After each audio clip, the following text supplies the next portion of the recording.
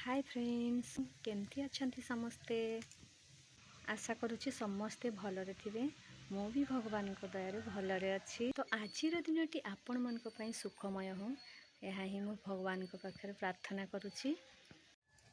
तो friends, more new blog को समस्त को स्वागत। तो देखंतु मु एबे चली आछि आम बाड़ी पटे। बाड़ी परे आमर सेपटे धान बिल अच्छी। मु भी जाऊँगी सेपटे बिल देखापी। तो चलतु आज आपण मन को आम बिल देखी। तो सांग माने मुझे चली आसी आम बिल पटे।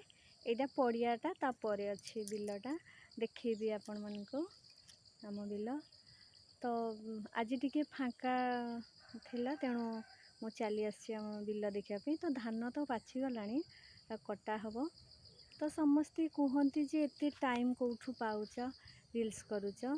तो सेई टाइम भितरे घर काम समस्त कथा बुझिकी तापरे जो टाइम होची सेई टाइम भितरे मु रील्स करुची।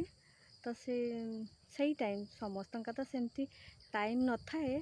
तो टाइम काढ़िबा पई पड़े आ सेई टाइम बाहर करके मु टिके केतेबेले रील्स कर दो। तो मो रील्स आपण मन को केमती लागे कमेंट माध्यम रे जणैबे।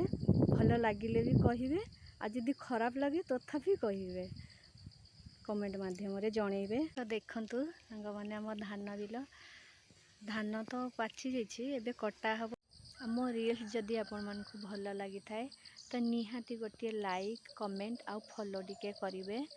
तो आपण मन का सपोर्ट तो निहाती दरकार। तेणु टिके सपोर्ट करंतु जेमती मु आग को जाई पारे। रहुची।